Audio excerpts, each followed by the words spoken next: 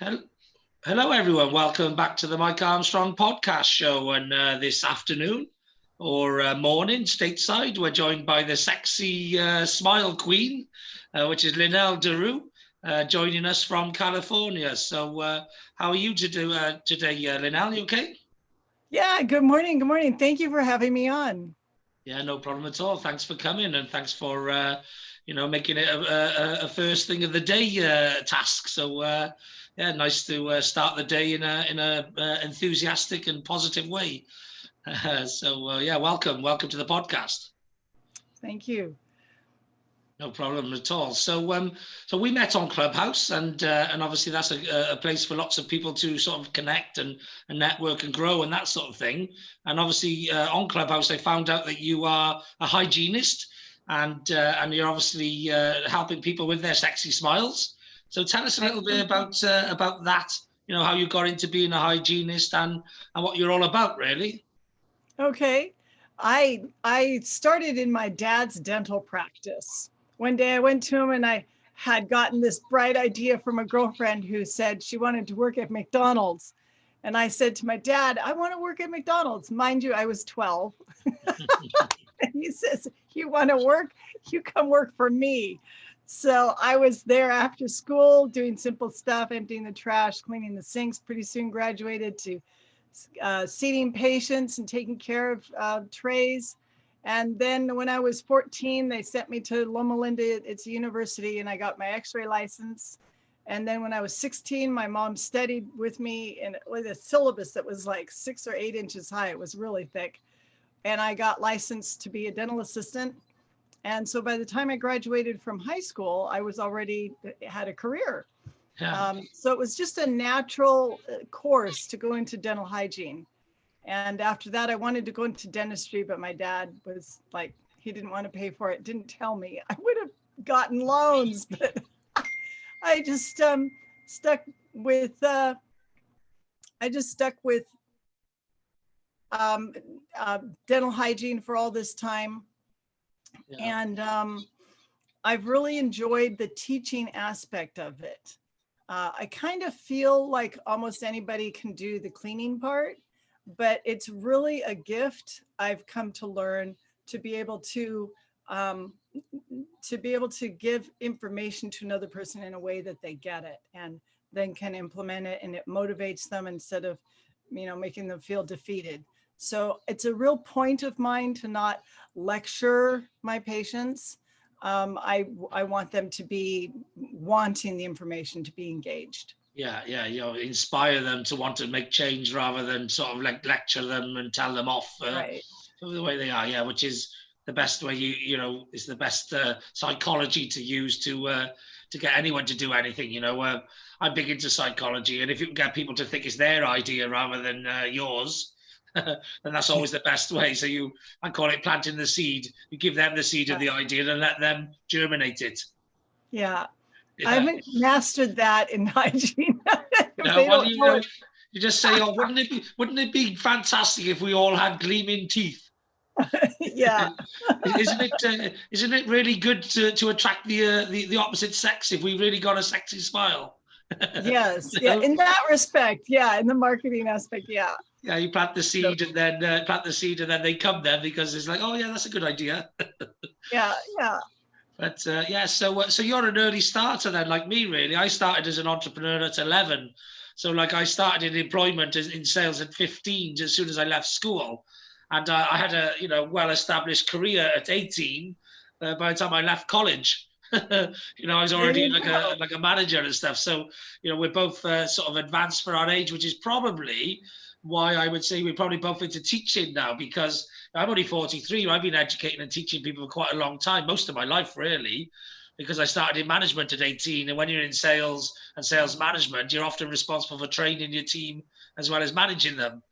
So you just, but again, if you're an early starter in life, often you do get to a point in your life where I suppose you know so much about your subject matter because you've been doing it for so long that you are a bit of an expert, and then therefore you lend yourself to that position of teaching others some of that knowledge and experience that you've gained over all those years.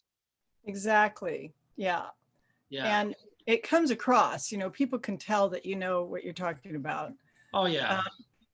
So yeah, my goal is to level up people with, their home care. A lot of people, in fact, 75 to 80% of the population doesn't realize that they have gum disease. It's silent, they don't feel it. You can often smell it. People will brush their teeth, not realizing that that's not helping the root of the problem. And so they may want a sexy smile, they won't want beautiful teeth, but they're going to lose them if they don't do something more advanced, So of course, people go to the dentist, they check that box. But like I said, not everyone is gifted at being able to teach. Or I read a research article that a lot of hygienists, like only 50% of hygienists will even go over home care instructions after the initial visit.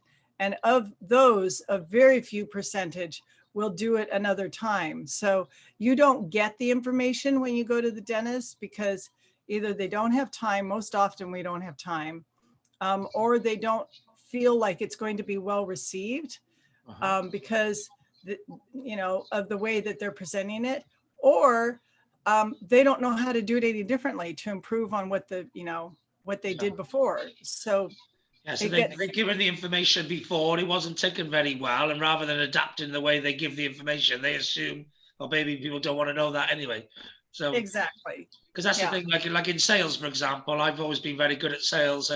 Like sales is about solving people's problems and about being able to maximize the opportunity, if you like, because if you build a good rapport with someone, they trust you and they got a lot of problems, you can walk away with a bigger sale, if you like, yeah, because you're solving a bigger part of their problem.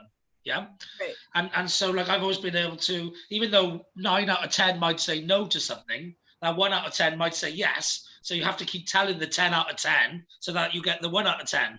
Whereas what some people do is they go, oh, I'm not into, everyone says no, so they just give up on that bit. Yeah, so they don't get the 1 in 10 then, if you like. And that's a bit like I would imagine some hygienists, they're like, oh, well, most people don't like it, so they give up on the percentage that would like it, if you like, Right. Yeah? Yes. That's what I'm trying to say. Yeah, and that's where I suppose some people who are a bit more maybe thicker skinned, maybe just a bit more experienced, maybe more passionate and enthusiastic about what they're doing, then they'll take the no's from the people who don't want it, so that they can still find the yeses from the ones that do. And so you would find a similar situation, I suppose. No. The reason why I don't have that similar situation and getting, 1 yes out of 10. Yeah. I have only had 2 people refuse my instruction in 37 years. And this is the reason why. I found the magic formula. And that is, I ask the patient, if I find anything that I can help them with, would they like me to let them know? And then I suggest, areas you're missing, because I can see what they can't. And I've only had 2 people say no. I'm like, saves me time. Okay, if you don't want to know where you have gum disease and where you might be losing teeth, I'll just get on with your cleaning. And most of them. I suppose in your case, though, you're, like in sales, for example, you're speaking to people who may not want your service or your product, whereas in yours, they're there in the dentist, if you like. So at least if you give them a good way of taking the information, then they should be open to that information because they are actually at the dentist anyway. So they are looking for help, I suppose. But I suppose not everyone is always willing to give them that help. They don't realize they're needing the help. But it's all in the approach, Mike. That's the difference. That is the biggest difference, is if you get permission to talk to them, then now you're not lecturing them. You're sharing something with them that they don't know. If you just, want to just blah, just tell them, they're like, well, I didn't give you permission. I don't want you lecturing me. Well, in fact, I'm giving them the exact same information that I would have given them without permission. Now they're wanting to hear it instead of, I didn't ask for that. So that way I'm able to proceed and show them things that will help them. Yeah, and obviously you're helping a lot of people because I guess you see a lot of people as well, and there are obviously always changes to, I suppose, recommendations and tools and all that sort of stuff. Yes, it really makes an impact. I was really excited this week. I had I'm starting to see patients. I've been at this office about 7 or 8 months. So now I'm seeing people that I saw 6 months ago or a little more. And it's so much easier. They've been following the Smile system for brushing and the GPS for flossing, and they changed their products. I find it's either the process or the product. And so often, once I show them the process, then if it's not working, it's the product. So they change that, and it's like, instead of being a 60-minute ordeal, now it's an 11-minute, process, and we're done. And they're like, wow, that's it. That was so easy, and it didn't hurt. And da da da. I'm like, yeah, because you're doing the work I showed you. So Yeah. it is a lot easier.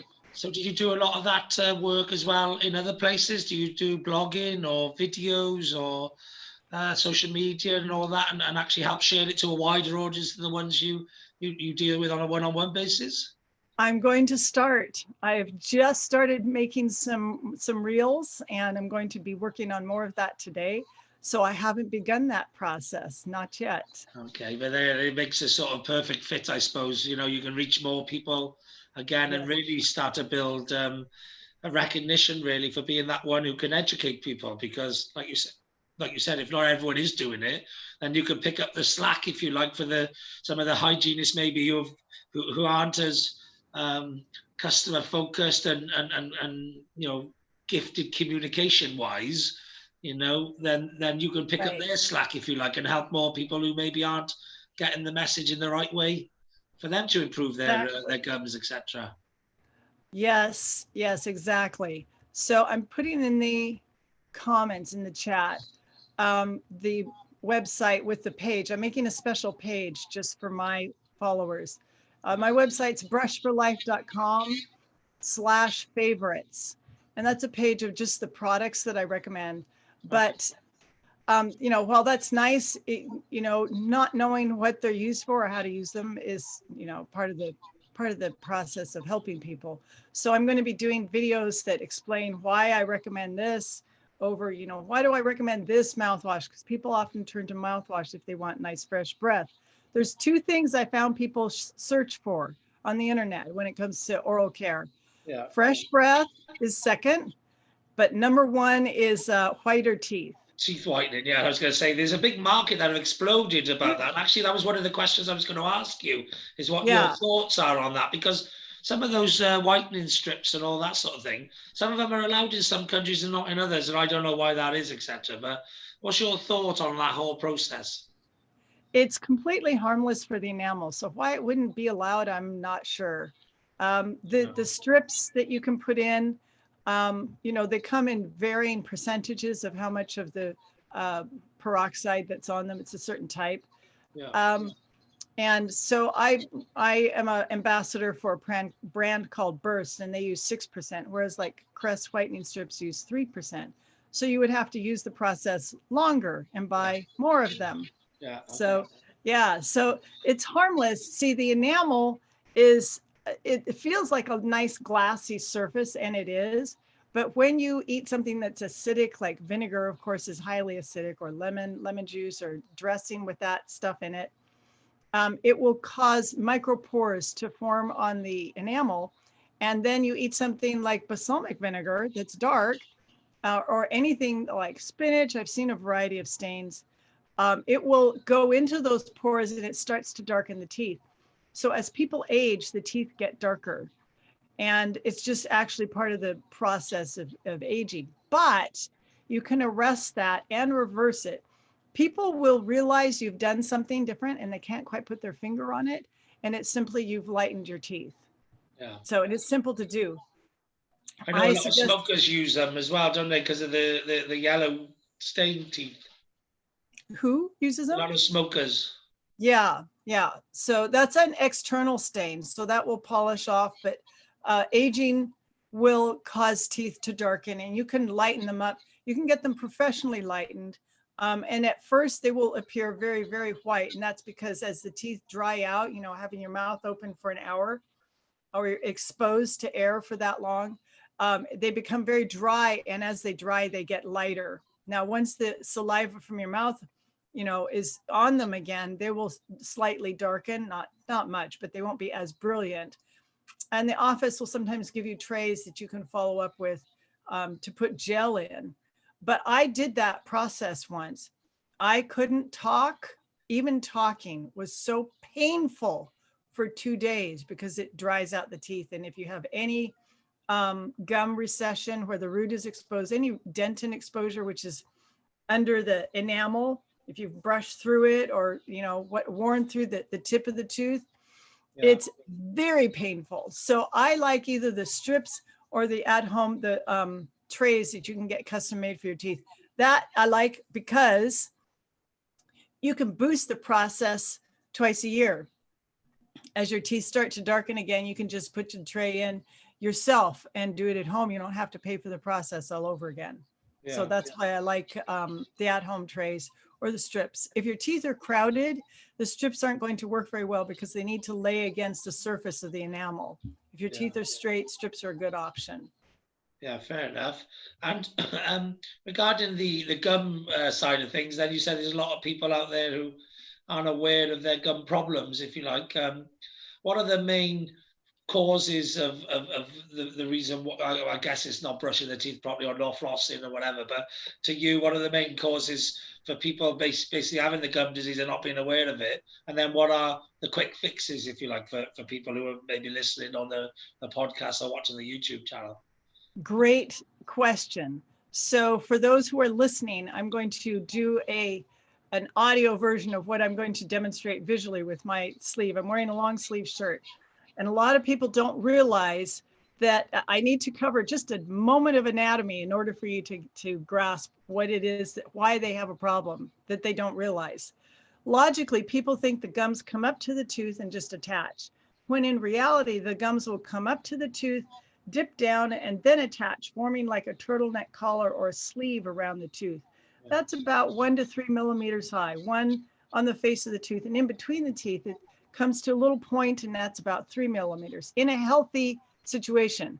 If you're pointing the toothbrush straight at the tooth, like you see these TV commercials, they get in there and scrub up and down, side to side, up to down, whatever. They're pointing 90 degrees at the tooth. And so the bristles will not get in between the gum and that crevice. You can't get into the gap. They won't get in that turtleneck. You have to angle the brush 45 degrees downward for the downstairs teeth and up for the upstairs. And then the most common mistake I see people make, I've already alluded to, is they actually brush the teeth. You don't want to brush the teeth. The term brushing is a misnomer. It means it's been misnamed.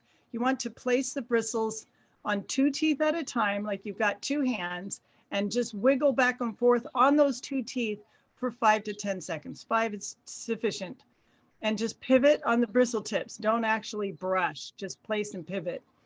And that's the most common mistake people make, is they ski across the turtleneck on the outside and they don't get the bristles down inside and actually agitate the bacterial colonies, tearing them up, and they'll float away. So what would that be called? What would that be called as a movement? Because it'd be quite good, I suppose, to start a campaign to change brushing your teeth to whatever that would be called as a movement, your teeth, like, Place and pivot. So like pivot your teeth, or like a bit like a car wash, where they sort of like wash around you or something, like, you know what I mean? It's like, I don't know what that movement would be called, but it's a bit. Another word you could use is just massage. You just put the so massage your teeth and your gums, like, with a brush. Mm-hmm. Yeah, but that would help, I suppose, because the fact it's called brushing the teeth, and the brushing motion to most people is sort of like an up and down motion, or a side to side motion, etc. Yeah, they scrub a whole row of teeth at one time, and that's not going to help them in the long run. That's sort of like just keep cleaning the teeth, really, isn't it? It's like cleaning the teeth, but it's not brushing, or it's not cleaning the gums. Yeah, it's not. Right. I have a website, Brush for Life. Yeah. And on the tab Smile System for Brushing, SMILE, I have like a 2-minute video for the S, for the M, for the I, the L, the E, and it gives diagrams that I've painted, and it's very, very educational. And I found just having people look at those will really help improve, what they're doing. So if they don't get it because they're on the podcast, they can go home and look at brushforlife.com and see the videos. So it's a visual, description. And so, like when they say you should brush in the morning and then in the evening, and for however, is it 3 minutes, as I think it is, isn't it? Is it something like 3 minutes recommended? So then you should really, really pivot, if you like, the brush on your teeth for, say, 30 seconds each pair of teeth. So then as you go along the teeth, that would be your 3 minutes then, if you spent time on each one. Yeah, it would be like 5 to 10 seconds on each 2 teeth on the outside and 5 on the inside, 2 teeth at a time. So it would be, I don't know that it depends on how many teeth a person has as to how long they will brush. Okay, yeah, so it depends. So it's literally just 10 seconds either front and back, so 20 seconds per pair of teeth.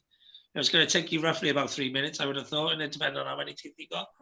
Yeah, roughly about 3 minutes, maybe a little more. So, a lot of people use an electric brush. I wanted to talk about that for a second. There's a very common electric brush in the United States. I have the brush head somewhere here. Because that one just does one tooth at a time, I suppose, doesn't it? No, it does too. Does it? Yeah. The thing is, I don't have the head here. The thing is that the kind of brush that has the round head, made by Oral-B. I don't know, there might be other companies. I find that round head cannot be angled 45 degrees and get inside the turtleneck. I find a lot of gum disease with the round head. Okay. And I tell patients, as soon as I look in their mouth, I can guess. You can tell if they got the round head or not. You're using a round head brush, aren't you? You know why? They have gum disease. That's why. Yeah. And I'm right like 99% of the time. They're like, how did you know? Well, because you've got plaque all in between your teeth and all along the gum line, because that round head, although it's designed, I know the commercials make it look like it does this great car wash action. Yeah, it doesn't. It's too big. That's why. It's designed to imitate the little polishing cup that we polish after, with your teeth. But it's like 2 or 3 times as wide. It's 2 or 3 times as big across. Yeah. And so the one that we use is real small because it will adapt to one tooth at a time. But the head is too big. You want a brush that has rows of bristles. That's why I like the Burst. Or if you use the Sonicare, that's what this handle is. The head has rows of bristles, and you can angle that 45 degrees. I don't know where my head is. And the bristles you can get them all into the turtleneck by angling it. The round head doesn't do that. Oh, as well, when you do have gum disease, I have had it before in the past where they give you those little tools and they got the little brushes on and you get in your teeth for that. They're really good. Why aren't they recommended to be used more regularly? If people's teeth are nice and tight together and the gums are up high where they started out at, you can't get it between the teeth. That's why.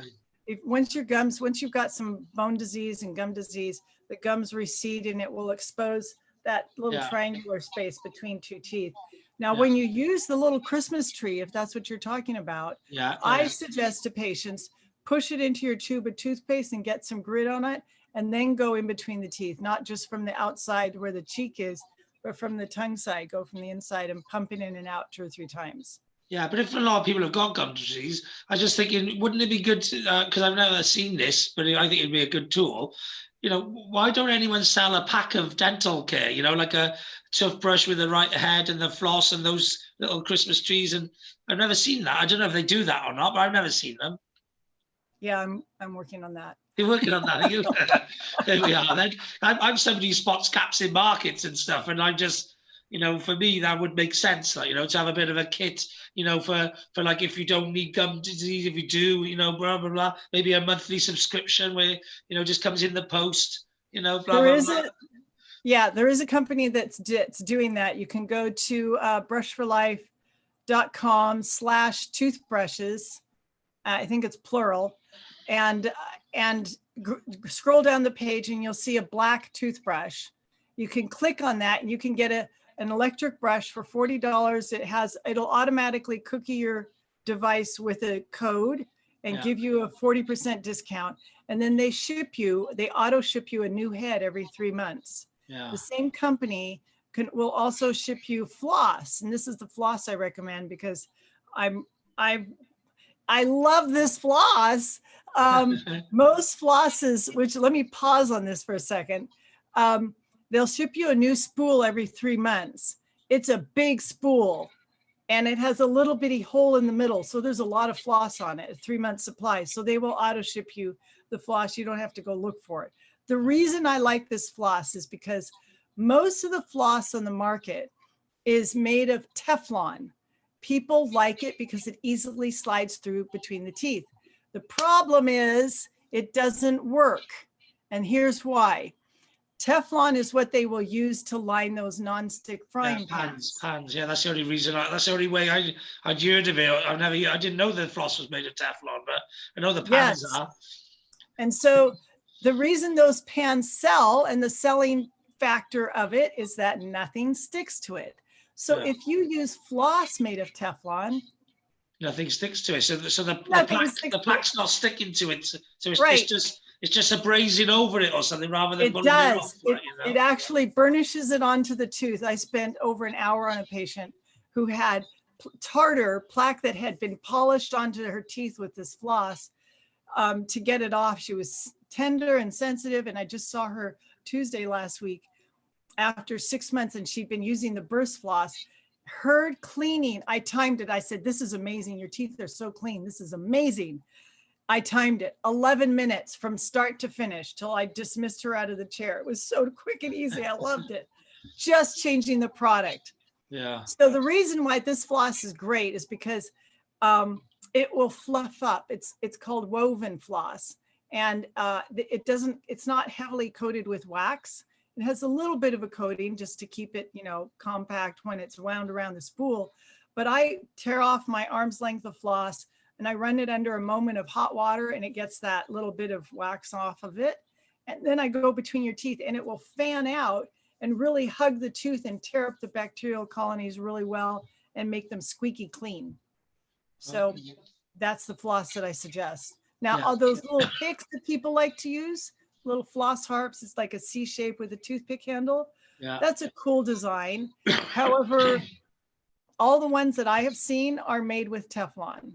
Okay. The reason that the stores carry them is because it sells well.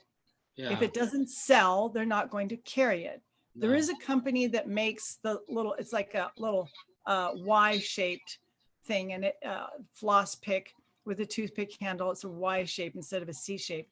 And it's made by Gum Company, G-U-M. You can get those through the mail. And if you buy like 4 or 5 packages at a time, it evens out with Amazon. You can get it, same price. And that floss has the fibers to it. If it hasn't any fibers and it doesn't shred or break, that's not the kind you want. I save the Teflon floss for when I get it caught between my teeth. I just dislodge it with that and then go back to using what works. Yeah, are you looking to create your own branded products? Because I was thinking with you wouldn't even necessarily have to create your own branded products. If you could get a wholesale deal with some of your favorite products, you could sell, you could provide a video, either a link to a YouTube or a disc, or a hard drive with the video in, with instructions, and then once a quarter pack with your recommended products in, if you like, and then it could be a gift pack for Christmas or whatever, or it could be a subscription service.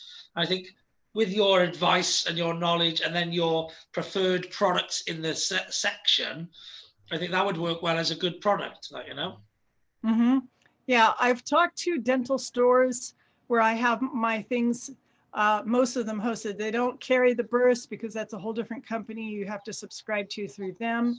The floss and the toothbrush, the electric one.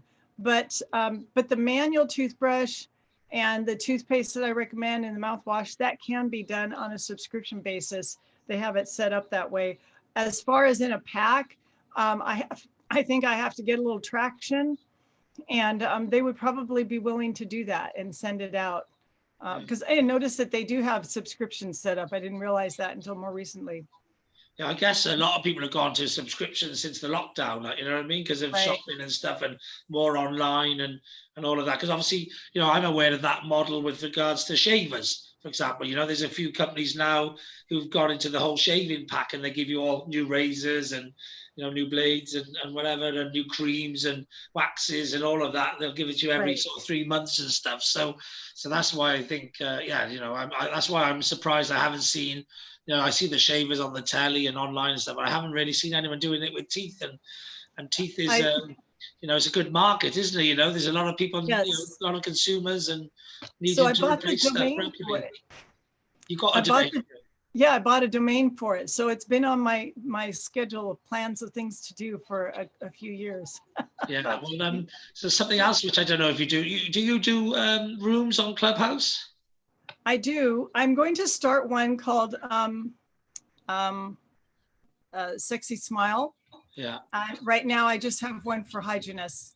And Okay. and as soon as I get my, some place for people to go, once they're, on the call, then I'll start the one for the general public. Yeah. Have you bought the Sexy Smile domain? Yes, I did. Yeah. Have you bought the sexysmile.com or sexysmile.club or both? .com. I didn't get club. You should look at the .club one, because you could use the club one. You could put your website and your details on sexysmile.com, but you could use the .club one for your Sexy Smile clubhouse room. And also it could actually work for a membership club as well. So sexysmile.club would work really, really well for Clubhouse and for a membership subscription thing. Very good idea. Oh, you're full of good ideas. I'm a sales and marketer, so it's my job. just like you've been doing hygienist work for since you were a kid. I've been doing sales. I was an entrepreneur at 11. I started in sales at 15.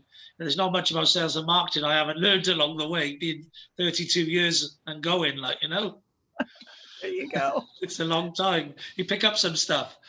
You're absolutely. And those clubs are cheap at the moment, but they reckon once it keeps growing, the clubhouse, they're going to go up, Yeah, that's a good idea. I'll get that today. I bought clubhousewebsites.com, and I'm going to put all of the Clubhouse websites of all the people who buy the .clubs. I'm going to put them into a directory on my clubhousewebsites.com site. So then cool. I can advertise all the other businesses. That's so a lot of people are sort of looking at how they can leverage, Clubhouse and its popularity, and definitely a lot of people are buying the .club domains and sticking their details. In fact, I signed up one. You want to look at this one? It's called yoyo.club. I don't know what the yo-yo stands for, but they put a directory on there of Clubhouse rooms and moderators. Oh, wow. So that's a good that's one. A great idea. Yeah. So basically you go on there and you fill in your Clubhouse details and your room details, and you put a link into your room, which I think is a bit of a flaw in the system because the link changes every time you set up a new room. But anyway, you put your link into your room. With mine, at least my rooms last for 4 or 5 days, 6 days sometimes before they shut down. So my link lasts a bit longer, but you can add. I think somehow it tracks you once you've given your link, your Clubhouse name. It tracks what rooms you're associated with. So as you add more rooms, it'll add it to the listing. And obviously over time, then they're going to be, when people Google search Clubhouse moderator Lynelle DeRoo, it'll come up with all of your events and stuff. So it's going to be a great way of finding out what's going on Clubhouse. And my guess is there'll be lots of these type of add-ons to Clubhouse, but definitely worthwhile considering while everything's sort of fairly new. Yeah. Interesting. So I'm trying to put it in my cart. Because the .club is sort of fairly new to being popular, and it's probably fairly new as a domain as well.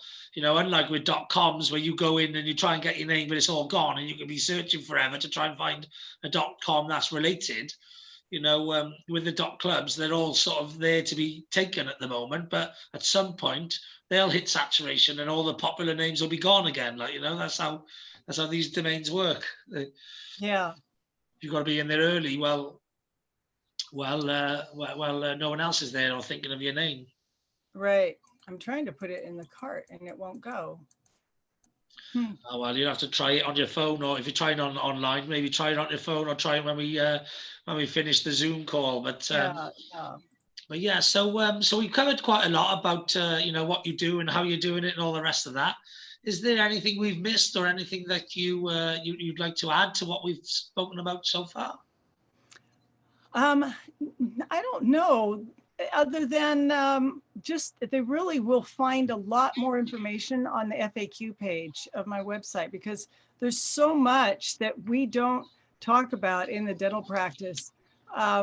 When you come in for your appointment, some offices, your appointment's an hour, that's a luxury, but most of the time it's 30 to 40 minutes. And there's absolutely not enough time to share what you do need to know. A lot of people think, well, I'll brush my teeth and then swish with mouthwash and and floss once in a while, and that's sufficient. The bacteria will only be killed in the top layer if you're if you're swishing with mouthwash, and under that, it's still alive and multiplying. The bacteria divide every 10 to 20 minutes. They split and become two. So in 24 hours, one cell becomes 5,000 billion cells. That's 5 quintillion. One cell. And Yeah. then you've got a whole mass of them, and they're all multiplying. And so it's exponential growth under the gums and between the teeth. So is it important to floss? Yes, that's the reason why. About 40% of the tooth surface isn't reached by your toothbrush. So that's why flossing is really important. With the right floss, you don't want to use Teflon. So if you want fresh breath and a sexy smile, you don't want to smile and have your gums spontaneously bleeding. You need to have nice, healthy pink gums.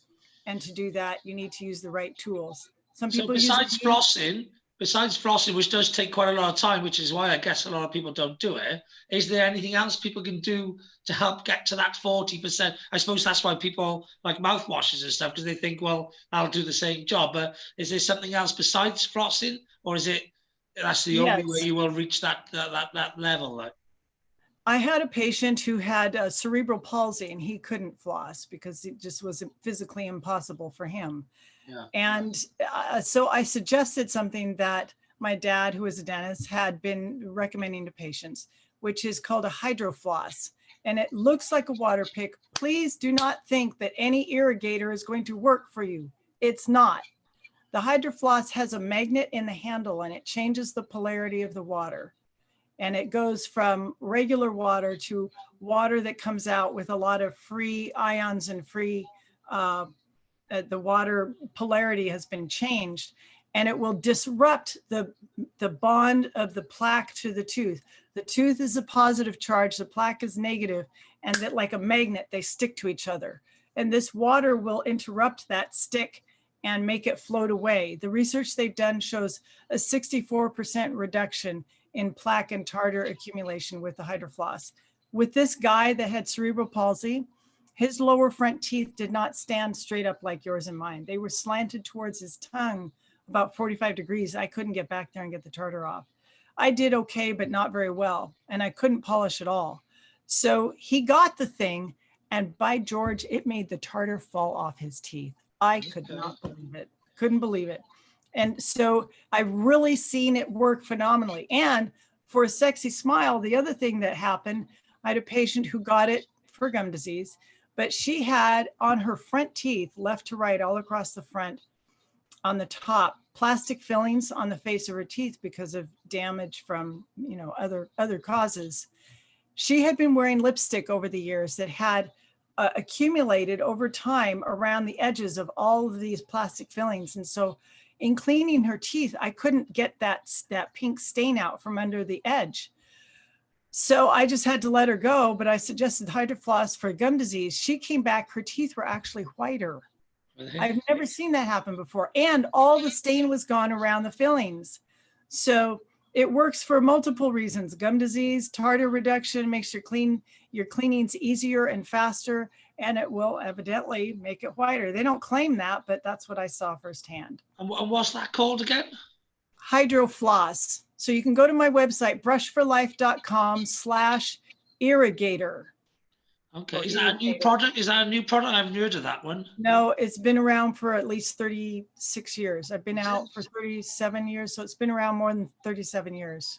Okay. Hydrofloss. Hydrofloss If you go to favorites and scroll down to the very bottom, brushforlife.com/favorites, plural. Okay, brilliant. So lots of useful information and tips on here. And you said obviously you've got a frequently asked questions bit on your website, which obviously is good. That's always a good page to get a lot of traffic to your website, that is, especially when if you're going to start selling product and subscriptions and stuff.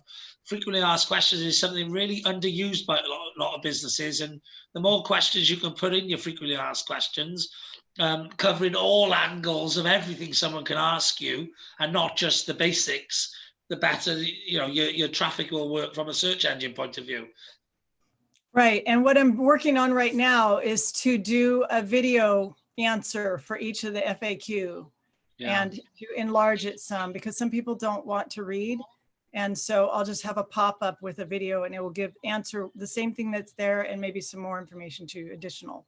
Yeah, but you could also, I'm just going to sneeze, I think. No, I'm okay. You could also have a YouTube channel, put your videos on there, and then put a link in at the bottom of each answer and says, if you want more information, or you'd rather just go straight to a video of this rather than read the answer, click here. And you could sort of like, you could direct people to your YouTube channel, but at the same time, those videos would also work to people who were asking the frequently asked questions on YouTube and not on your website or not into Google. So they would serve two purposes. That's very cool. That's a great idea. Yeah, I wrote that down.